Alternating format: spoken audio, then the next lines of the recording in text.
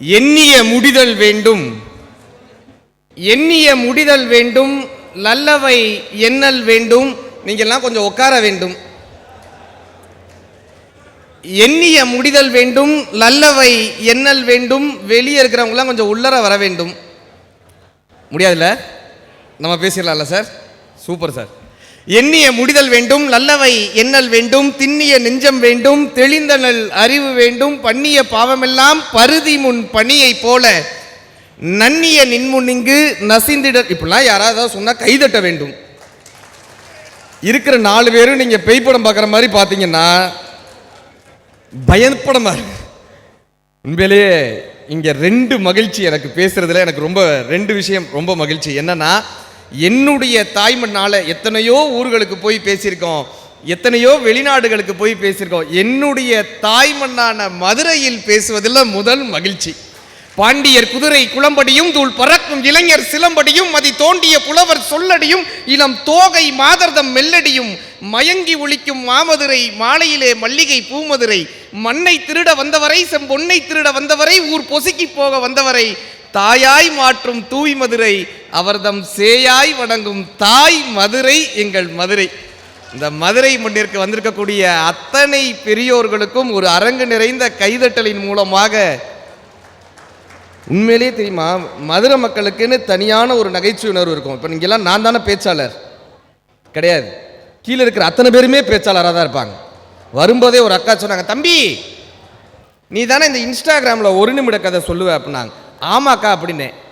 நீ எங்கள் வீட்டுக்காரர் மாதிரியே பேசுவ தம்பின்னாங்க. ரொம்ப சந்தோஷமாக கேட்டேன், ஏங்கா உங்கள் வீட்டுக்காரர் அவ்வளோ நல்லா பேசுவாரான்னு. அதெல்லாம் இல்லை தம்பி, யார் கேட்குறாங்களோ இல்லையா அவர் பாட்டு பேசினே இருப்பாருந்துச்சு. இப்போ அந்த நிலைமை தான் உண்மையிலே எனக்கு இருக்குது. ஆனாலும் நாங்கள் கவலைப்படுறதில்லை. இது ஒரு பரவாயில்ல. வரும்போது இன்னொரு சார்ல கரெக்டாக ஒரு 7:15 வந்து இங்கே உட்காந்துருக்கிறப்ப கிட்டக்க வந்து ஏதோ பேச வந்தார். அது ரோட்டரி சார். சொல்லுங்கள் சார், நீங்கள் எத்தனை மணிக்கு பேசுகிறீங்க அப்படின்னாரு. அது தெரியாமல் தான் சார் நானே உட்காந்துருக்கேன் அப்படின்னேன். இல்லை நீங்கள் எப்போ பேசுவீங்கன்னாரு. எனக்கு ரொம்ப ஆச்சரியம் என்னென்னா, ரொம்ப சந்தோஷமாக நம்ம பேச்சை கேட்குறதுக்கு இவ்வளோ ஆர்வத்தோடு இருக்கார் போலன்னு. ஒரு 7:30 மணி போல் பேசுவேன்னு நினைக்கிறேன் சார் அப்படின்னேன். ஏன் சார் என் பேச்சை கேட்க அவ்வளோ ஆர்வமானே? இல்லை, நீங்கள் பேசி முடிச்சதுக்கப்புறம் தான் ஃபெல்லோஷிப் ஓப்பன் பண்ணுவோன்னு சொன்னாங்க சார். இது கைதட்ட சொல்கிறேன் சார். அவருக்கு எவ்வளோ சந்தோஷம் பாருங்க. மகிழ்ச்சி. நீ நான் நாம் எல்லாம் மகிழ பிறந்தவர்கள், நிலவின் ஒளியை குடிக்க பிறந்தவர்கள், நீலவான் வெளியை இழுக்க பிறந்தவர்கள், மறிக்கும் வரைக்க மகிழ பிறந்தவர்கள். ஏன் தெரியுமா? ஒரு ஆணின் பெண்ணின் மகிழ்ச்சியில் பிறந்தவர்கள். மகிழ்ச்சி இல்லையேல் அலைகள் கொண்டு ஜலரந்தம் பாடுமா கடல், இடிகள் கொண்டு தம்பட்டம் தட்டுமா வானம், வீட்டிற்கு திரும்பி வருமா வெளியூர் சென்ற காற்று, உதிர்ந்து உதிர்ந்து இலைகள் உதிர்ந்து நலிந்து நலிந்து வெயிலில் நலிந்து அளந்து அளந்து கொழுந்து எழுந்து சித்திரை மாதம் தாவர வர்க்கம் முத்திரை காட்டி முகிழ்ப்பதெல்லாம் மகிழ்ச்சி மகிழ்ச்சி மகிழ்ச்சின்னார் வைரமுத்தையா. இந்த மாலை பொழுதை ஒரு மகிழ்ச்சிகரமான ஒரு பொழுதாக, இந்த புன்னகைக்கக்கூடிய ஒரு பொழுதாக, சேவையின் பெருமையை சொல்லக்கூடிய ஒரு பொழுதாக மாற்றிருக்கக்கூடிய ரோட்டரியின் டிஸ்ட்ரிக்ட் 3000 பப்ளிக் இமேஜ் செமினாரில் என்னை அழைத்தமைக்காக ஒரு பெரிய கைதட்டலோடு, இது எல்லாத்துலேயும் பெரிய சந்தோஷம் ரோட்டரியில் பேசுறது. ஏன் தெரியுமா? ரோட்டரி இது சமூகத்துக்கு கிடைத்த லாட்ரி. ரோட்டரி இது நம்மை சார்ஜ் செய்யும் பேட்டரி. ரோட்டரி இது சேவர்களை உருவாக்கக்கூடிய ஃபேக்டரி. ரோட்டரி யாராலும் அழிக்க முடியாத ராக் ட்ரீ இந்த ரோட்டரி. இப்போ கஷ்டப்பட்டு 4 கவிதை எழுதிட்டு வந்திருக்கேன். இது கவிதை தானு முறைச்சு பார்க்கப்படாது. இந்த அக்காக்கு இப்போ இவ என்ன சொல்லிட்டான்னு நம்ம இப்போ கை தட்டணும். ஏக்கா சொல்லிட்டு போகிறேன் பாருங்களேன். ஏன் தெரியுமா ரோட்டரியில் பேசுகிற? என் வாழ்க்கையில் நடந்திருக்கு. 2019 இந்த கொரோனா காலகட்டத்தில் நாங்கள் செகண்ட் ஹேண்ட் ஒவ்வொருத்தருக்கும் செல்ஃபோன் வாங்கி கொடுத்துட்ருக்கோம்.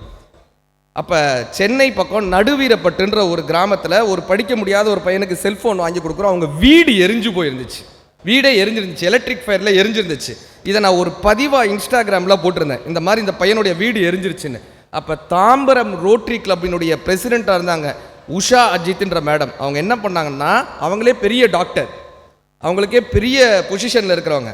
ஆனாலும் கூட இந்த வீடு எங்கே எரிஞ்சிருக்குன்னு தேடி கண்டுபிடித்து தாம்பரத்துக்கிட்ட இருக்கக்கூடிய அந்த கிராமத்துக்கு போய் காரில் போய் அந்த கார்லேருந்து அங்கே உள்ளே போக முடியல. யாரோ வந்த ஒருத்தரை பிடிச்சி 2 வீலரில் போய் அந்த வீட்டை போய் கள ஆய்வு பண்ணி 6 மாதத்தில் ரோட்டரியின் மூலமாக அந்த மாணவனுக்கு புது வீடு கட்டி கொடுத்தார்கள்.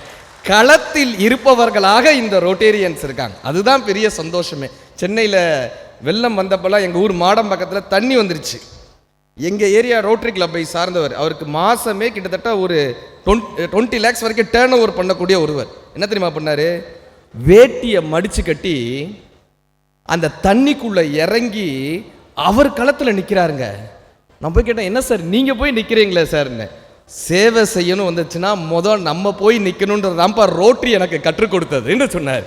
நம்ம போய் நிற்கணும். இப்போ நீங்கள் இங்கேயே பாருங்களேன், இவங்க 2 பேர் தான் எம்சி, ஆனால் அவங்கள எம்சியே பண்ணலை. களத்தில் 10 பேர் வந்து இங்கே நின்றாங்க. களத்தில் நிற்பவர்கள் எப்பொழுதுமே ரோட்டேரியன்ஸாக இருக்கிறார்கள்ன்றதுல ஒரு பெரிய மகிழ்ச்சி. இந்த ரோட்டரி என்ன தெரியுமா நம்ம கற்றுக் கொடுக்குது? 4 விஷயம் என்ன எனக்கு. நான் கேட்டேன், எவ்வளோ நேரம் சார் நான் பேசணும்னு கேட்டேன். நீங்கள் எவ்வளோ நேரம் வேணாலும் பேசுங்க, நாங்கள் 20 நிமிஷத்தில் சாப்பாடு ஓப்பன் பண்ணிடுவோன்ட்டாங்க. ஆனால் நாங்கள் கவலைப்படுறதில்லை. ஏன்னா சன் டிவியில் இந்த நாள் இணைய நாள் ஷூட் இருக்கும்ல, கேட்டுருக்கீங்களா? நான் அதில் தான் பேசுவோம். இந்த நாள் இணைய நாள் ஷூட்டப்பெல்லாம் நான் பேசுகிறப்ப எய்த்தாப்பில் ஒரே ஒரு கேமராமேன் தான் இருப்பார். ஆனாலும் 1000 பேர் இருக்கிற மாதிரி நினச்சி நாங்கள் பேசுவோம். இப்போ என்ன வந்துச்சுன்னு அந்த கேமராமேன், இப்போ நீங்கள் சிரிக்கிறீங்கள, சிரித்து கைதட்டினா பேசுகிறது நல்லா இருக்குன்னு அர்த்தம், முறைச்சி பார்த்தா இறங்கி போயிடணும்னு அர்த்தம். கரெக்டாக? நானும் உட்காந்து சிலப்பதிகாரம் மணிமேகலை படித்ததெல்லாம் போய் பேசிகிட்டு இருக்கேன். அந்த ஆள் முறைச்சி பார்க்குறேன். நான் போய் கேட்டேன், எப்பா நீ சிரிச்சேன்னா தான்ப்பா நல்ல ஜோக்கு, இப்படி முறைச்சி பார்த்தேன்னா பேச்சு வர மாட்டேங்குதுன்னு. அவன் கிட்டக்க வந்து, क्या बताइए आपका क्या बोलती है बोलती. ஆனாலும் கவலைப்படலை, நம்ம பேச வேண்டியதை பேசிட்டு தான் வரும். அப்படி இந்த நிகழ்வுக்கு உண்மையிலேயே சொல்லணும்னா விஜய் டிவியிலேருந்து ஒரு செலிபிரிட்டிஸை கூப்பிட்டுருக்கலாம். கரெக்டாக கூப்பிட்டுருக்கலாம், ஒரு சினிமா நடிகரை கூப்பிட்டுருக்கலாம்.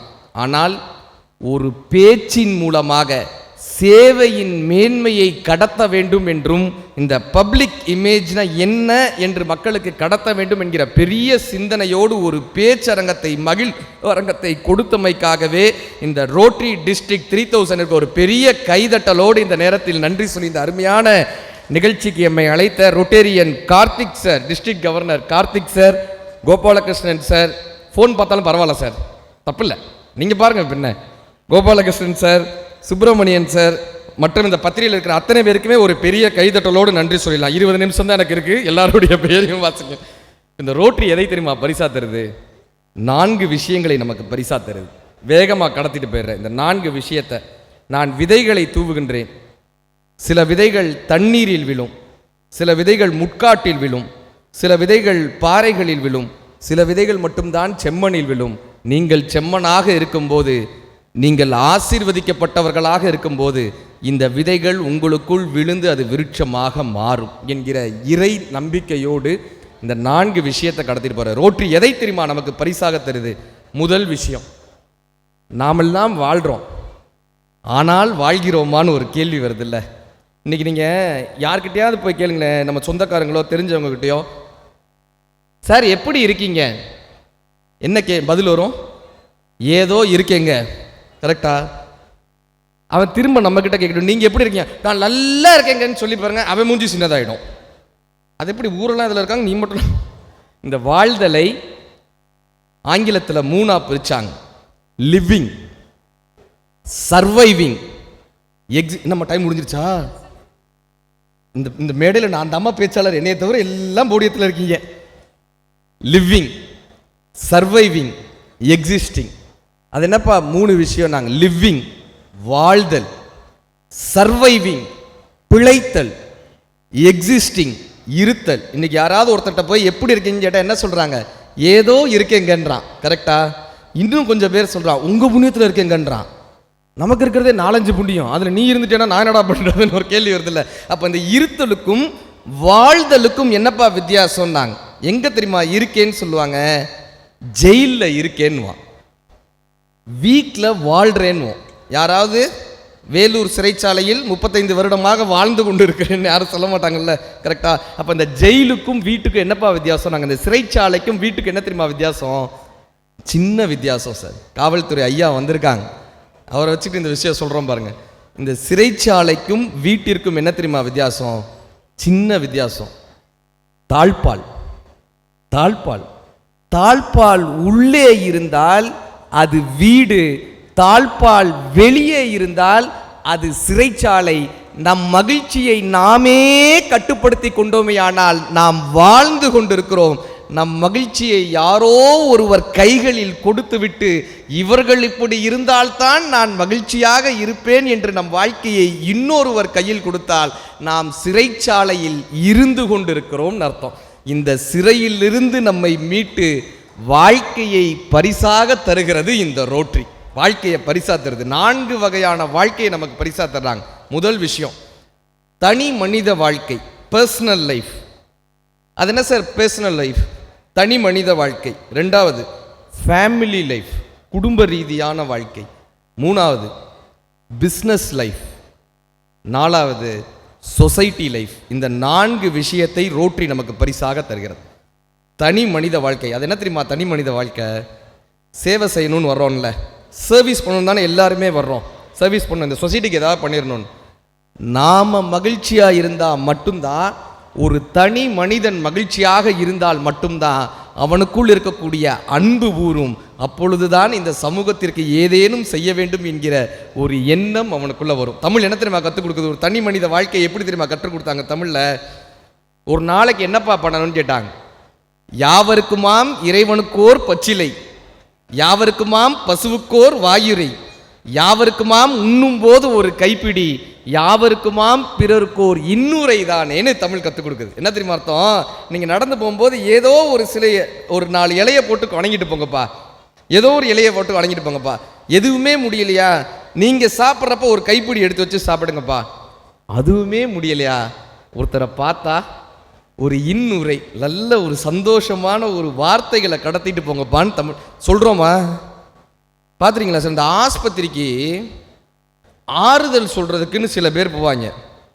பழக்கடையில் அழுகி போன ஆப்பிள் 2, காஞ்சு போன ஆரஞ்சு 2, அவனுக்கு மட்டும் ஹார்லிக்ஸ் பாட்டில் அப்படி ஒன்று கிடைக்கும். அதை வாங்கிட்டு போய் ஆறுதல் சொல்கிறதுக்கு போவான். வைத்த வலியா? எங்கள் பெரியப்பாக்கு இப்படி தான் வைத்த வலி வந்துச்சு. 2 நாளில் அல்சருன்ட்டாங்களே, 3 நாளில் கேன்சர். அவர் போயிட்டார். இவர் சொல்ற எனக்கு அதெல்லாம் கிடையாதுப்பா அப்படின்றார். அப்படி தான் இருக்கும். ஆனால் இதுதான் இப்போ இவருக்கு வைத்த வலி போய் நெஞ்சு வலி வந்துருக்கு. இப்போ என்னப்பா பண்ணோன்னா, ஒரு 4 பேரை பார்க்கும்போது நல்ல வார்த்தைகளை கடத்திட்டு போனுங்க. இந்த மதுரையில் இருந்துட்டு சொல்கிற 1878 இங்கே தாது வருடம்னு அதோட பேர். மிகப்பெரிய பஞ்சம் அந்த வருடம். கேள்விப்பட்டிருக்கீங்களா? மதுரை வடக்காவணி மூல வீதியில் குஞ்சரத்தம்மாள்னு இருந்தாங்க. குஞ்சரத்தம்மாள் அவங்க என்ன, அவங்க வந்து ஒரு தேவதாசி. வடக்காவணி மூதியில் 2 பெரிய வீடு வச்சுருந்தவங்க. தாது வருடம், பஞ்சம், சாப்பாட்டுக்கு வழி இல்லை. அவங்க வீட்டு வாசலில் ஒரு அம்மா கை குழந்தையோடு வந்து நிற்கிறாங்க. அந்த கை குழந்தையோட எலும்பு கூடு தெரியுது. அப்படியான பஞ்சம், கை குழந்தையோட எலும்பு கூடு தெரியுது. இந்த அம்மாவால் தாங்க முடியலை, கஞ்சி தொட்டி திறக்கிறாங்க. சாப்பாட்டுக்கான கஞ்சி தொட்டி திறக்கிறாங்க. இப்போ ஒரு கஞ்சி தொட்டியை திறந்த உடனே ஊரே வந்து கியூவில் நிற்கிறாங்க. கொடுக்கறதுக்கு முடியலை. ஒரு கஞ்சி தொட்டி 2 கஞ்சி தொட்டி ஆகுது. 2 நாள் ஆகுது. இவர்களுடைய சேமித்து வைத்த சொத்தெல்லாம் இறங்கிக்கிட்டே வருது. சேமித்து வைத்தது எல்லாம் இறங்கிட்டே வருது. இவங்களை பார்த்து மதுரை கலெக்டர், அந்த காலத்தில் இருந்த மதுரை கலெக்டர், அரசாங்க ரீதியாக கஞ்சி தொட்டி தொடங்குறார். தன் சொத்து முழுவதையும் விற்று அந்த தாது வருடம் 3 வருடமும் மதுரை மக்களுக்கு அன்னமிட்டவர்களாக குஞ்சரத்தம்மாள் இருந்தாங்க. இன்றைக்கும் வடக்காவணி மூலிவதில் சலங்கை பூஜை செய்து மீனாட்சி அம்மனுக்கு நிகராக வணங்கக்கூடிய தெய்வமாக குஞ்சரத்தம்மாளை வணங்கிட்டு வர்றோம் நம்ம மதுரையில். என்ன தெரியுமா அர்த்தம்? சேவை செய்பவர்கள், தன்னலமற்று சேவை செய்பவர்கள், இறைவனுக்கு நிகரானவர்கள் என்று காட்டிய பூமி இந்த மதுரை பூமி. தன்னலமற்று சேவை செய்வாங்க. இப்போ சின்ன வயசில் பருப்பு கடைஞ்சு ஊற்றுன்னு ஒரு விளையாடிருக்குமா சார்? சார் விளையாடிங்களா சார்? எல்லாருமே அந்த வயசை தாண்டி தானே வந்திருப்போம், கரெக்டா? இந்த பருப்பு கடைஞ்சி ஊற்றுன்னு ஒரு விளையாடிருக்கீங்களா? என்ன பண்ணுவோம்? அதில் சாதம் போட்டு பிசைஞ்சு என்ன பண்ணுவோம்? நெய் ஊற்றி பிசைஞ்சு அம்மாவுக்கு ஒரு வாய். அப்புறம் அப்பாவுக்கு எந்த காலத்தில் சார் போட்டாங்க? அதில் கூட அப்பாவுக்கு போட மாட்டேன். தாத்தாவுக்கு ஒரு வாய், பாட்டிக்கு ஒரு வாய், காக்காய்க்கு ஒரு வாய், குருவிக்கு ஒரு வாய், எல்லாருக்கும் கொடுப்போமா? கொடுத்துட்டு கடைசியாக என்ன பண்ணுவாங்க, கழுவி கொட்டி நண்டு ஊறுது நரி ஊறுதுன்னு கிச்சு கிச்சு காட்டுவாங்க தெரியுமா. சாப்பிடும்போது சிரிக்கக்கூடாதுன்றதானே சார் அறிவியல், கரெக்டாக சாப்பிடும்போது. ஆனால் ஏன் சார் சாப்பாடு போட்டு சிரிக்க வச்சாங்க, ஏன் தெரியுமா? தங்கம், உங்ககிட்ட இருக்கிறத நீ மட்டும் சாப்பிடக்கூடாதுப்பா, எல்லாருக்கும் கொடுத்துட்டு சாப்பிடணும். கொடுத்துட்டா உங்ககிட்ட குறைஞ்சிருமேன்னு அழுகக்கூடாதுப்பா, கொடுத்து விட்டு அழக்கூடாது, கொடுத்து விட்டு சிரிக்க வேண்டும் என்று விளையாட்டில் கூட வாழ்வியலை கற்றுக் கொடுத்த இனம் நம் தமிழினமாக இருந்தது. இந்த சேவையை விளையாட்டில் கற்றுக் கொடுத்தாங்க. கைதட்டினதுக்காக ரொம்ப நன்றி சார். இந்த மாதிரி ஒரு 2 பேர் பக்கத்தில் இருந்தாக்க மகிழ்ச்சியாக இருக்கு. எல்லா நிகழ்ச்சிக்கும் என் கூட வந்துருங்க சார், ஆறுதலாக இருக்கும். எனக்கே எவ்வளோ தருவாங்கன்னு தெரியாது. 2வது, இது தனி மனித வாழ்க்கையா. 2வது விஷயம் என்ன தெரியுமா, குடும்ப வாழ்க்கையை ரோட்டரி மீட்டு தருகிறது சார். ஒரு காலகட்டத்தில் ஒரு வீட்டில் 20 பேர் இருப்பாங்க, கரெக்டா? 20 பேர் 30 பேர் இருப்பாங்க. ஸ்ட்ரெஸ்லெஸ் லைஃப் இருந்துச்சு, நிறைய பேசணும். 20 பேர் 30 பேர், சின்ன வயசில் எல்லாருக்கும் ஜாயிண்ட் ஃபேமிலின்றது தானே இருந்திருப்போம், கரெக்டா? இப்போ என்கிட்டலாம் கேட்பாங்க, நீங்கள் உங்கள் அப்பா அம்மாவோட இருக்கீங்களா? இப்போ எங்கள் அப்பா இல்லை, நீங்கள் பெற்றோர்களோட இருக்கீங்களா, ஜாயிண்ட் ஃபேமிலியா அப்படின்வாங்க. நான் சொல்லுவேன், பெரியப்பா சித்தப்பாவோட இருந்தால் தான் அது ஜாயிண்ட் ஃபேமிலி, அப்பா அம்மாவோட இருந்தால் தான் அது ஃபேமிலி. இன்னும் கொஞ்சம் நாளில் பாருங்களேன், புருஷனும் பொண்டாட்டியும் ஒரே வீட்டில் இருந்தால் ஜாயிண்ட் ஃபேமிலியா? நீங்கள் 2 பேரும் ஒரே வீட்டில் இருக்கீங்களான்னு கேட்பாங்க. ஒரு காலத்தில் சார் 20-30 பேர் ஒரு வீட்டில் இருந்தாங்க, பேசுகிறதுக்கு ஸ்ட்ரெஸ்லெஸ் லைஃப் இருந்துச்சு. உண்மையிலேயே சார், எங்கள் வீட்டில் கிட்டத்தட்ட 20 பேர் இருந்தோம். மாமா சித்தப்பா அத்தன்னு எங்கள் வீட்டில் கிட்டத்தட்ட ஒரு 20 பேர். அதில் ஒரு மொட்டை அடித்து ஒரு பாட்டி இங்கிட்ட சுற்றிக்கிட்டே இருக்கும். அந்த பாட்டி யாருன்னே தெரியாது. நான் ஒரு 9ஆம் கிளாஸ் படித்து எனக்கு விவரம் வந்துச்சா, அப்போ எங்கள் அம்மா கிட்ட கேட்டேன், ஏம்மா ஒன்றை பெத்த பாட்டி ஊரில் இருக்காங்க சோழவந்தானில், அப்பாவை பெத்த பாட்டி இந்த இருக்காங்க, இந்த கேரக்டர் யாருமா? மேலூர் பாட்டின்னு ஒரு கேரக்டர் இப்படி இப்படி சுற்றிக்கிட்டே இருந்துச்சு, இது யாருமான்னு கேட்டேன். எங்கள் அம்மா சொன்னாங்க, அந்த பாட்டி உங்கள் பாட்டியோட ஃப்ரெண்டு பாட்டின்னாங்க. நான் கேட்டேன், பாட்டியோட ஃப்ரெண்டு பாட்டி ஏன் நம்ம வீட்டில் இருக்குது அப்படின்னு. எங்கள் அம்மா சொன்னாங்க, அந்த பாட்டி உங்கள் பாட்டிக்கு மட்டும் ஃப்ரெண்டாக இல்லடா, உங்கள் தாத்தாவுக்கும் ஃப்ரெண்டாக இருந்தாங்க, அதனால் நம்ம வீட்டில் இருக்காங்களான்னாங்க. சார் 20 பேர் வீட்டில் இருப்பாங்க சார், யாராவது யார்ட்டையாவது பேசிகிட்டே இருப்பாங்க, கரெக்டாக? இன்றைக்கி இந்த குடும்பத்தையே தொலைச்சிட்டோமே. அந்த காலத்தில் டாய்லெட்டை வீட்டுக்குள்ளே வச்சு கட்ட மாட்டாங்க, கரெக்ட்? பாத்ரூமை வெளியே வச்சு தான் கட்டுவாங்க. அந்த காலத்தில் பாத்ரூம் டிட்டாச்சாக இருந்துச்சு, ஃபேமிலி அட்டாச்சாக இருந்துச்சு. இன்றைக்கி ஒவ்வொருத்தர் வீட்லேயும் பாத்ரூம் அட்டாச்சாக இருக்குது, ஃபேமிலி பூரா டிட்டாச்சாக ஆயிடுச்சு. யாரும் யார்கிட்டையும் வாட்ஸ்அப் குரூப் ஆரம்பிச்சுக்கிறாங்க ஃபேமிலி அப்படின்னு. எல்லாட்டையும் இருக்கா? இந்த குரூப்பில் யார் இருப்பாங்கன்னா, வீட்டுக்காரரு, அந்த அம்மா, குழந்தை, 3 சேர்ந்து ஒரு குரூப்பு, வாட்ஸ்அப் குரூப்பு. இந்த அம்மா கேட்கும், இவங்க இங்கிருந்து சோபாலேருந்து அனுப்புகிறார், அந்த அம்மா கிச்சனில் இருக்கும், இவர் சோபாலேருந்து அனுப்புவார், தோசை ரெடியா? அந்த அம்மா இங்கிருந்து தோசை கிடையாது, உலகம் கிடையாது, உங்கள் அப்பனும் கிடையாது, 2 பேரும் வெளியே போங்க சார். இப்போ இந்த குடும்பங்களில் இந்த ரோட்டரி எப்படி தெரியுமா, இப்படியான ஒரு குடும்ப அமைப்பு நீங்கள் கொண்டு வந்திருக்கலாம், அதற்காகவே ஒரு பெரிய கைதட்டல் தரலாம் சார். இந்த திருமண வாழ்த்து வர்றவங்கெல்லாம் சொல்லுவாங்க, ராமனும் சீதையும் போல் வாழ்க, கோவலனும் கண்ணகியும் போல் வாழ்க, வள்ளுவரும் வாசிகியும் போல் வாழ்க, இதெல்லாம் வாழ்த்துவாங்க. யாராவது ஒருத்தராவது என்னையும் என் மனைவியும் போல் வாழ்கன்னு வாழ்த்துவாங்கன்னு பார்த்துருக்கேன்? கிடையவே கிடையாது. நீ சொல்லிட்டு போகிற, இன்னும் கொஞ்சம் வாழ்த்துவாங்க, ஒருவரை ஒருவர் புரிந்து கொண்டு வாழ்கன்னு. சத்தியமாக நடக்காது, சத்தியமாக நடக்காது. இந்த ரோட்டரி கிளம்பில் கடத்திட்டு போகிற ஒரு ஆணை ஒரு பெண்ணால் புரிந்து கொள்ளவே முடியாது, ஒரு பெண்ணை ஒரு ஆணால் புரிந்து கொள்ளவே முடியாது. அப்போ எப்போ தெரியுமா குடும்பத்தில் மகிழ்ச்சி இருக்கும்? புரிஞ்சிக்கவே முடியாதுன்றதை புரிஞ்சுக்கிட்டோன்னா வாழ்க்கை சக்ஸஸ் சார். புரிஞ்சிக்கவே முடியாது. இப்போ இந்த குடும்பத்துக்கு தேவை என்ன தெரியுமா? நம்ம ஒரு பெரிய அதிகாரிகளாக இருப்போம், அல்லது பெரிய சக்ஸஸ்ஃபுல் பிஸ்னஸ் மேனாக இருப்போம், அல்லது ஒரு பெரிய பேச்சாளராக இருப்போம். இந்த குடும்பத்துக்கு அதெல்லாம் எதுவுமே தேவையில்லை, ஒரு கணவன் மட்டும்தான் தேவை, கரெக்டா? இப்போ இந்த திருக்குறள்லாம் படிச்சுட்டு, கார்த்திக் சார், நம்ம இந்த மாதிரி திருக்குறள்லாம் படிக்கிறோம்ல, படிச்சுட்டு என்ன பண்ணணும்? பேசாமல் மடித்து வச்சோன்னா நல்லது. நிகழ்ச்சி இல்லை அன்றைக்கி, திருக்குறள் படிச்சுக்கிட்டு இருக்கேன், அதில் ஒரு கதை வரும்ல, வாசுகி அம்மா கிணத்துல நீர் இறைச்சாங்க, வள்ளுவர் உட்காந்துருந்தார், வாசுகி அப்படின்னு கூப்பிட்டார், வாசுகி அம்மா பறந்து வந்தாங்க, வாலி இந்த கதை கேள்விப்பட்டிருக்கீங்களா? வாலி அங்கேயே நின்றுச்சு. இந்த கதை கேள்விப்பட்டு இதை படிச்சுட்டு நம்ம என்ன சார் பண்ணணும்?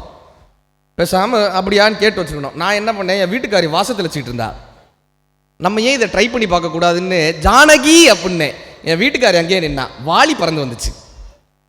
இனிமே இந்த குடும்பத்துக்கு தேவை என்ன தெரியுமா? அறிவார்ந்த ஒரு பேச்சாளர்லாம் கிடையாது சார். நீங்கள் பசங்க கிட்ட சொல்ல முடியாது சார். லீவில் சொல்கிறேன், என் பையன்கிட்ட நிகழ்வு இல்லாத நேரத்தில் படிடா. கண்ணதாசன் ஐயா என்ன தெரியுமாடா சொன்னார்? படித்தா நல்லதுன்றா. கண்ணதாசன் ஐயாவுடைய கவிதை இன்றைக்கி அழகாக சொன்னாங்க. கண்ணதாசன் ஐயா கவிதையெல்லாம் ஒரு சார் சொல்லிட்டு போனார். நான் சொல்கிறேன் பையன்கிட்ட உட்கார வச்சு, இசை அறிந்தோன் குழல் எடுத்தால் இசை பிறக்கும், திசை அறிந்தோன் படகெடுத்தால் தேசம் தோன்றும், திடமுடையோன் படையெடுத்தால் பகைமை வீழும், அறிவுடையோன் ஏடொன்றை அறிவின் கன்று அவ்வளியே தமிழ் செய்தி வந்ததென்று திடமுடையோன் கைகளிலே திகழ்ந்து நின்று தேன் அமுர தமிழோசை வாழ்க நன்றுன்னு கண்ணதாசன் ஐயா சொன்னார்றான்னு.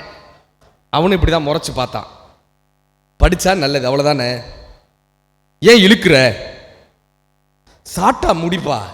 இந்த கூகுள் சாட் ஜிபிடின்னு ஒன்று வந்திருக்கு, அதை எடுத்து கேட்குறான், Google how to put my father in mute அப்படின்ற. இதுக்கு கூகுள் 3 ஆப்ஷன் கொடுக்குது. Stitch your father mouth, paste your father mouth, bring your mother in front of him. அவன் 3வது ஆப்ஷன் எடுத்துட்டான். அதுக்கப்புறம் நம்ம எங்கே பேசுறது? அப்போ இந்த தொலைந்து போன இந்த குடும்ப உறவுகளை, பிரிந்து போன இந்த குடும்ப உறவுகளை ரோட்டி என்ன பண்ணுறாங்கன்னா, இப்படியான ஒரு நிகழ்வுகள் அமைத்து ஒரு கணவனும் மனைவியும் சினிமாவுக்கு போகிறத விட, கணவனும் மனைவியும் வெளியிடங்களுக்கு போவதை விட, இப்படியான ஒரு கருத்தரங்குகளுக்கு வரும்போது இருவருமாக சேர்ந்து வளரக்கூடிய ஒரு அழகான தருணத்தை ரோட்டரி குடும்பங்களுக்கு பரிசாக தருகிறது.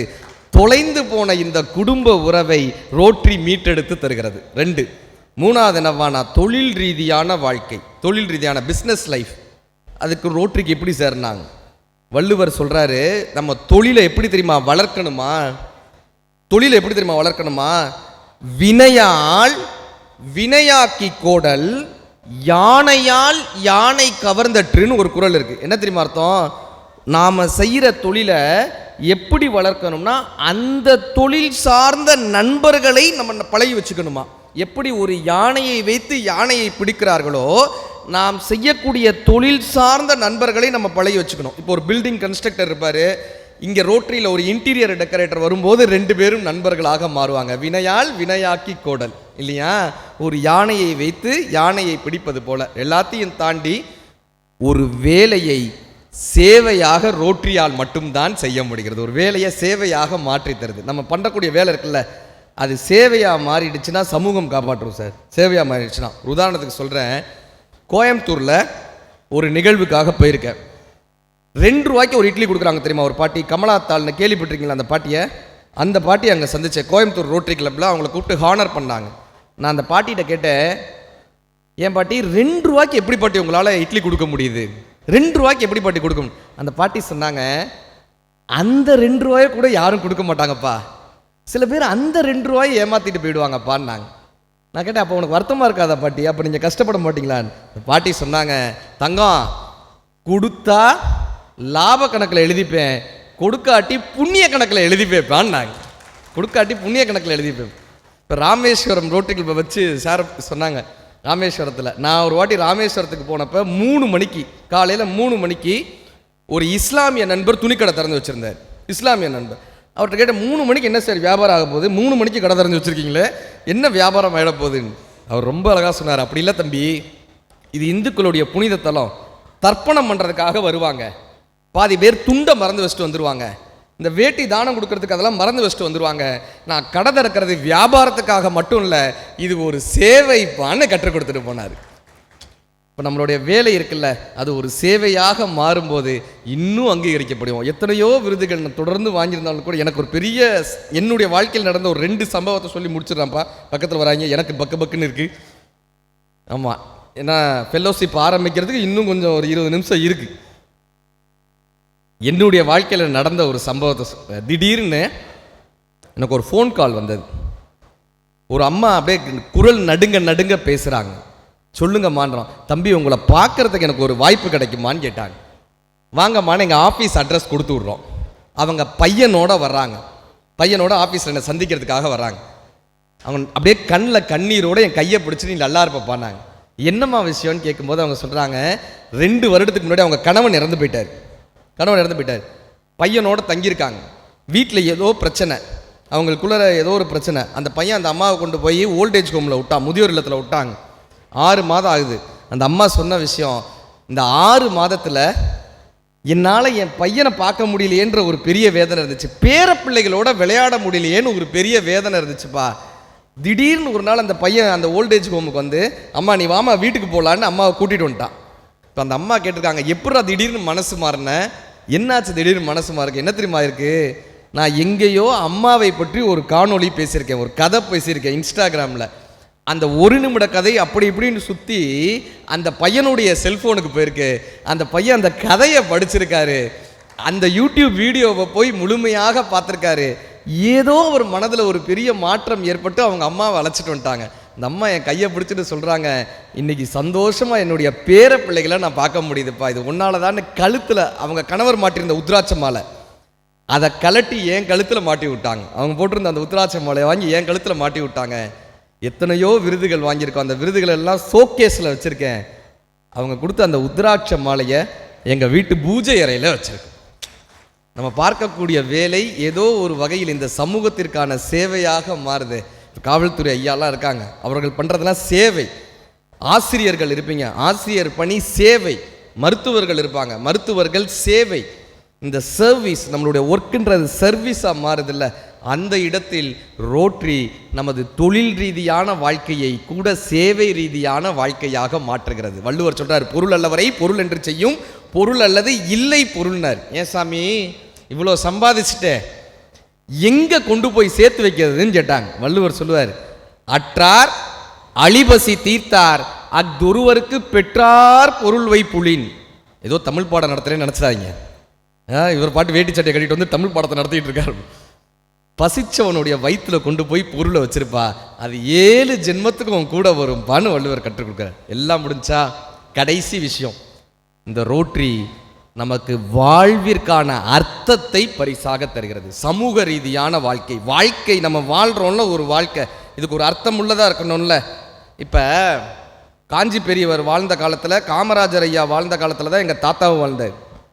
எங்கள் தாத்தா இன்னைக்கு படமாக இருக்கார், அவங்கெல்லாம் பாடமாக இருக்காங்க. இந்த காலத்தில் செத்துட்டான்னு ஒரு வார்த்தை இருக்குல்ல, இறந்துட்டார் ஒருத்தர், இறந்துட்டாங்க. இதுக்கு நம்ம என்ன சொல்லுவோம்? இறந்துட்டான்ற தமிழில் என்ன சொல்லுவோம்? என்ன மேடம் சொல்லுவோம்? செத்துட்டாருன்னு சொல்லுவோம். வேற இயற்கை எய்தினார், அழகு. அடுத்து என்ன ஆனாங்க? இயற்கை எய்தினார். வேற என்ன சார்? காலமானார். கைதடுங்க, காலமானார். He become time. எவ்வளோ அழகான வார்த்தை பாருங்களேன் தமிழ். ஆங்கிலத்தில் ஹி பாஸ்ட் அவே, அவ்வளோதான். தமிழ் தான் அடுத்து என்ன ஆனார்? He become time. தான் வாழ்ந்த காலத்தை எவன் ஒருவன் தன் காலமாக மாற்றிக்கொள்கிறானோ அவன் காலமானவன். காலமாவது வேறு, காலாவதியாவது வேறு. ரெண்டுக்கு வித்தியாசம் இருக்குது. காலமாவது வேறு, காலாவதி ஆகிறது வேறு. வாழ்க்கை பூரா வீணாக போனவன் காலாவதியானவன். ஆனால் ரோட்டரி நீங்கள் வாழ்ந்த காலத்தை உங்களுடைய காலமாக உங்களுக்கு பரிசாக அளித்து கொண்டே இருக்கிறது. உங்களை வாழ்வின் அர்த்தமாக மாற்றிக்கொண்டே இருக்கிறது. ரத்தன் டாட்டா சொல்கிறாரு, என்கிட்ட ஒரு வெற்றிடம் இருந்துகிட்டே இருந்துச்சு, ஒரு எம்டி ஸ்பேஸ் என்கிட்ட இருந்துகிட்டே இருந்தது. எல்லாரும் சொன்னாங்க, புதுசாக ஒரு தொழில் தொடங்க சொன்னாங்க, ட்ரை பண்ணேன், எம்டி ஸ்பேஸ் நிறைவடையவே இல்லை. நிறைய ஊர்களுக்கு போய் சொன்னாங்க, போய் பார்த்தா அந்த எம்டி ஸ்பேஸ் நிறைவடையலை. என் ஃப்ரெண்டு சொன்னார், பக்கத்தில் ஒரு ஆசிரமம் இருக்குது, நடக்க முடியாத குழந்தைகள் இருக்காங்க, வீல் சேர் தர முடியுமான்னு கேட்டார். அதனால் என்ன நம்ம ட்ரஸ்ட்லேருந்து கொடுக்கலான்னு சொன்னேன். நீயே வந்து உன் கையால் கொடுக்கணுன்னாரு.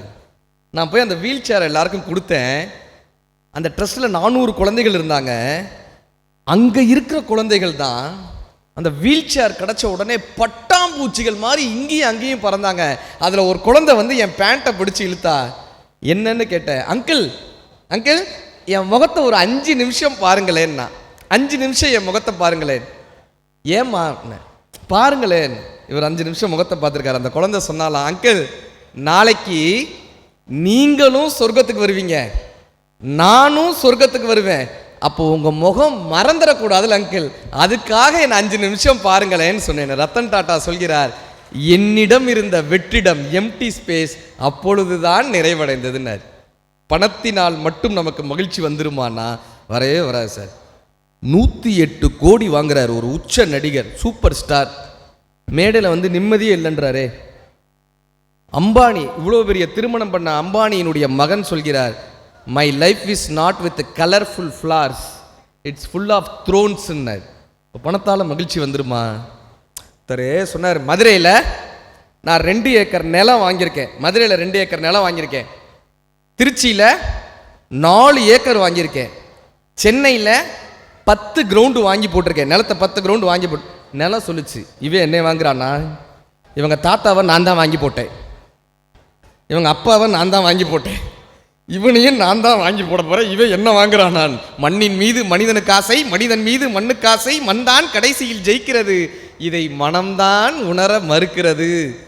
இந்த பணத்தால் மட்டும் கிடைக்காத ஒரு மகிழ்ச்சியை ரோட்டரியால் மட்டும்தான் இங்கே கொடுக்க முடிகிறது. அத்தனை பேருக்கும் அந்த மன மகிழ்ச்சி. சார், ஒரு பெரிய பணக்காரர் நடந்து போகிறார், மழை பெய்யுது, செருப்பு வந்துருச்சு.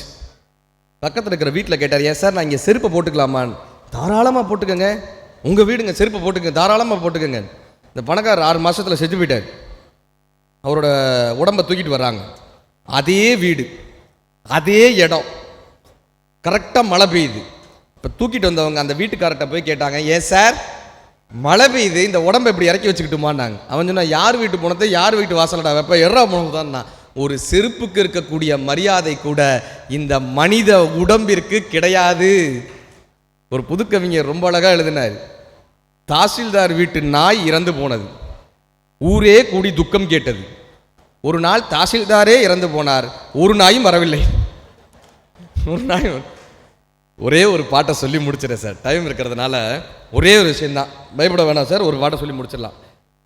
இந்த மனித வாழ்க்கை எப்படிப்பட்டதுன்னு, ஏன்னா இப்படி கேட்கக்கூடிய ரசிகர்கள் இருக்கீங்களா, இந்த நேரத்திலும் கூட, இந்த பசியிலும் கூட இப்படி இத்தனை பேர், ஒரு 50 பேர் 100 பேர் உட்கார்ந்து கேட்குறீங்களா, உங்கள் அத்தனை பேருக்கும் ஒரு பெரிய கைதட்டலோட நன்றிங்க. ஏன்னா சார் கேட்டார், ஏன் சார் ஆடியன்ஸ் கம்மியாக இருக்காங்களே பரவாயில்லையான்னார். நான் சொன்னேன், கிருஷ்ணர் பகவத்கீதை சொல்லும்போது அவருக்கு ஒரே ஒரு ஆடியன்ஸ் தான், எனக்காவது 50 பேர் ஆடியன்ஸ் இருக்காங்க, எனக்கு கவலையே இல்லை. ஏன்னா நீங்கள் ஆசீர்வதிக்கப்பட்டவங்க. இந்த பேச்சை, இந்த கருத்தை, இந்த சிந்தனையை, இந்த விதையை இந்த மக்களுக்குள்ள தான் செலுத்த வேண்டும் என்று பிரபஞ்சம் நினைத்திருக்கிறது. நீங்கள் பிரபஞ்சத்தால் ஆசீர்வதிக்கப்பட்ட மக்கள். உட்கார்ந்து கேட்டிருக்கீங்கல்ல. உலக லிட்ரேச்சரில் இப்படி ஒரு பாட்டு கிடையாது சார், தமிழில் மட்டும்தான் இந்த பாடல் இருக்குது. இந்த ஒரு பாடலை சொல்லி முடிச்சிடுறேன். இந்த மனித வாழ்க்கை எப்படிப்பட்டதுன்னு பட்டினத்தார் எழுதியிருப்பார், உடற்கூற்று வண்ணம். இத்தனை நேரம் நீங்கள் பேச்சை கேட்கலைனாலும் இந்த ஒரு பாட்டை கேட்டுருங்க. இந்த மனித வாழ்க்கை எப்படிப்பட்டது, இந்த மனிதனுடைய வாழ்க்கை ஆரம்பத்திலிருந்து முடிவு வரை எப்படிப்பட்டதுன்னு பட்டினத்தார் ஒரே பாட்டில் சொல்லியிருப்பார். உடற்கூற்று வர்ணம் அந்த பாட்டினுடைய பேர். ஒரு மட மாதும் ஒருவனுமாகி இன்ப சுகம் தரும் அன்பு பொருந்தி உணர்வு கலங்கி ஒழுகிய விந்து ஊறு சுரோனிதம் மீது கலந்து பனியிலோர் பாதி சிறுதுளி மாது, பனியை விட கம்மியா, பனியிலோர் பாதி சிறுதுளி மாது பண்டியில் வந்து புகுந்து திரண்டு பதுமடர் கமடம் இதுவென்றாகி, அப்படி தாமரை மொட்டு மாதிரி உயிர் உருவாகுமா, பதுமடர் கமடம் இதுவென்றாகி பார்வை மெய் வாய் செவி கால் கைகள் என்றே உருவமுமாகி உயிர் வளர் மாதம் 9 ஒன்றும் நிறைந்த மடந்தை உதரம் அகன்று புவியில் விழுந்து யோகமும் வாரமும் நாளும் அறிந்து, ஜாதகம் பார்ப்பாங்களாம், யோகமும் வாரமும் நாளும் அறிந்து மங்கையர் சேனை தாரணை யாடை மடமையில் கொங்கை அமுது உண்டு ஓரறிவு ஈரறிவு ஆகியே வளர்ந்து, தாய்ப்பால் குடிச்சோடனே ஓரறிவு ஈரறிவாயிருமா, ஓரறிவு ஈரறிவு ஆகியே வளர்ந்து ஒளிநகை ஊரல் இதழ் மடமாக உவந்து முகந்திட வந்து தவழ்ந்து மடியிலிருந்து வாயிறு போயென நாமம் விளம்பி உரைமணி ஆடை அரைமணி ஆட, டவுசர் நிற்காதான், உரைமணி ஆடை அரைமணி ஆட உண்பவர் தின்பவர் தங்களோடு உண்டு தெருவினில் இருந்து புழுதி அடைந்து தேடிய பாலரோடு கூடி நடந்து 5 வயதாகி விளையாடியே. இந்த 5 வயசு ஆயிடுச்சுன்னா என்னப்பா பண்ணுவாங்கன்னா, ஸ்கூலில் சேர்ப்போமா, உயர்தர் ஞான குரு உபதேச முத்தமிழின் கரைகளும் கரை கண்டு வளர்புரை என்றே பலரும் விளம்ப வாழ் 16 பிரயாயம் வந்து. இந்த 16 வயசு வந்துருமா சார் ஒருத்தனுக்கு? 16 வயசு வந்தால் ஒருத்தன் என்னப்பா பண்ணுவான்னா, இங்கே தான் நீங்கள் பட்டினத்தார் கைதட்டணும். அந்த 16 வயசு வந்தால் என்னப்பா பண்ணுவான், மயிர்முடி கோதி இப்படி ஸ்டைல் பண்ணிப்பானா, மயிர்முடி கோதி 60 நீல வண்டமர் தந்தொடை கொண்ட புனைந்து மணிப்பொன் விளக்கு பணியும் அணிந்து மாதகர் போதகர் கூடி வணங்க மதன சுரூபன் இவனென மோக மங்கையர் கண்டு மருண்டு திரண்டு விரிவிலி கொண்டு சுழியை எறிந்து மாமையில் போல் அவள் போவது கண்டு உன்னை பார்க்க ஆரம்பிச்சிருவானா. மாமையில் போல் அவள் போவது கண்டு மனது பொறாமல் அவள் பின்னால் சென்று மங்கள செங்கல சந்திகள் கொங்கை மருவ மயங்கி இதழ முதுண்டு தேடிய மாமுதல் சேர வழங்கி காசை கொண்டு போய் கொடுத்துருவானா. தேடிய மாமுதல் சேர வழங்கி ஒரு முதலாக முது பொருளாக தேடிய தனங்களை வம்பில் இழந்து மதன வதன சுரூபம் இதுவென்று வாலிப கோலமும் வேறு பிரிந்து வளமையும் மாறி இளமையும் மாறி வன்பல் விழுந்து இரு கண்கள் 2 வயது முதிர்ந்து செவிதிமிர் வந்து வாயறியாது விடாது மொழிந்து துயில் வரும் நேரம் இருமல் பொறாது தொண்டையும் நெஞ்சமும் உலர்ந்து தவின்று தினமும் அழிந்து கலியுகம் மீதினில் இவர் மரியாதை கண்டவர் நெஞ்சம் சஞ்சலம் மிஞ்ச. இவர் எவ்வளோ பெரிய அதிகாரி தெரியுமாப்பா, இவர் எவ்வளோ பெரிய மனுஷனாக இருந்தார் தெரியுமாப்பான்னு பார்த்தவங்க அப்படியே பெட்டில் எல்லாமே வர்றதை பார்த்தா எப்படி இருக்கும். கலியுக மேதினில் இவர் மரியாதை கண்டவர் நெஞ்சம் சஞ்சலம் மிஞ்ச கலகலவென்று மலசலம் வந்து கால்வழி மேல்வழி சேர நடந்து தெளிவுமின்றி உரைதடுமாறி சிந்தையும் நெஞ்சமும் உலர்ந்து தவின்று தினமும் அலைந்து தினமும் மறைந்து தேறினால் ஆதரவு எதுவென நொந்து மறையவன் வேதம் எழுதியவாறு வந்தது கண்டம் என்று தெளிந்து இனியன கண்டம் இனியன தொந்தம் மேதினி வாழ்வு நிலாதினி என்று கடன்முறை பேசும் என உரை நாவும் தங்கி விழுந்து கையால் மொழிந்து கடைசி காலத்தில் நாக்கு இழுத்துக்குமா கையால் மொழிந்து கடைவாய் கஞ்சி ஒளிகிட வந்து பூதமும் நாளும் சுவாசமும் நின்று நெஞ்சு தடுமாறி வரும் நேரமே ஹார்ட் அட்டாக் வந்துருமா. இந்த ஹார்ட் அட்டாக் வந்தா யாருப்பா வருவாங்கன்னாங்க. உச்சடையும் சிறு குஞ்சமும் மிஞ்ச மதகும் இரண்ட வடிவம் இளங்க மாமலை போல் எம தூதர்கள் வந்து வளைகொடு வீசி உயிர்கொடு போக மைந்தன் வந்து குனிந்து சுமந்து கடுகி நடந்து சுடலை அடைந்து மானிட வாழ்வு இதுவென நொந்து விறகிடை மூடி அனல் கொடு போக வெந்து விழுந்து தணிந்து நாணங்கள் உருகி எலும்புகள் கருகி ஒரு பிடி நீரும் இல்லாத உடம்பை நம்பும் அடியேனை இனி வாழ்த்துமேனு பட்டினத்தார் ஒரு பாட்டு எழுதியிருப்பார். ஒரு துளி நீரில் ஆரம்பிக்கக்கூடிய இந்த மனித வாழ்க்கை ஒரு பிடி நீரில் முடிகிறதுன்னு இந்த உடற்கூற்று வர்ணம்ன்ற பாடல் இருக்கும். இவ்வளோதாங்க மனித வாழ்க்கைன்னு ஒரு துளியில் ஆரம்பித்து ஒரு பிடி நீராக இந்த அர்த்தமற்ற மனித வாழ்க்கையை இந்த இவ்வளோ பெரிய பாட்டை விவேக் ஒரே விஷயத்தில் சொல்லியிருப்பார். காலையில் எந்திரிச்சா காப்பி எந்திரிக்காட்டி பால் அப்படின்ட்டுருப்பார். ஒரே வார்த்தை இவ்வளோ பெரிய பட்டினத்தார் பாட்டை ஒரே வார்த்தையில் முடிச்சிருப்பார். இந்த அர்த்தமற்று இருக்கக்கூடிய வாழ்க்கையை அர்த்தமுள்ள வாழ்க்கையாக 4 வகையான வாழ்க்கையை பரிசளிக்கக்கூடிய இந்த ரோட்டரி நிறுவனத்திற்கு மீண்டும் மீண்டும் ஒரு பெரிய கைதட்டலோடு இந்த சேவை தொடர வேண்டும் என்று எல்லாம் வல்ல இறைவனை வேண்டி அமர்ந்திருந்து கேட்ட அத்தனை பெரியோர்களுக்கும் நன்றியை சொல்லி என்னுடைய புத்தகம் உங்களுடைய பார்வைக்கு இருக்கு. என்னுடைய 1 நிமிட கதை புத்தகமும் 1 நிமிட கவிதை எல்லா புத்தகங்களுமே தன்னம்பிக்கை கதைகள் கொடுக்கக்கூடிய புத்தகமாகவும் குடும்ப உறவுகள் மேம்படுவதற்கான வழிமுறைகளை சொல்லக்கூடிய புத்தகமாக என்னுடைய புத்தகம் உங்களுடைய பார்வைக்கு இருக்கு. நீங்கள் புத்தகங்களை பெற்றுக்கொள்ளலாம், கையொப்பம் வாங்கிக் கொள்ளலாம், புகைப்படம் எடுத்துக்கொள்ளலாம். வாய்ப்பளித்த அத்தனை பெரியோர்களுக்கும் நேரம் கொடுத்த அத்தனை பெரியோர்களுக்கும் நன்றி பாராட்டி விடைபெறுகிறோம். நன்றி நன்றி நன்றி.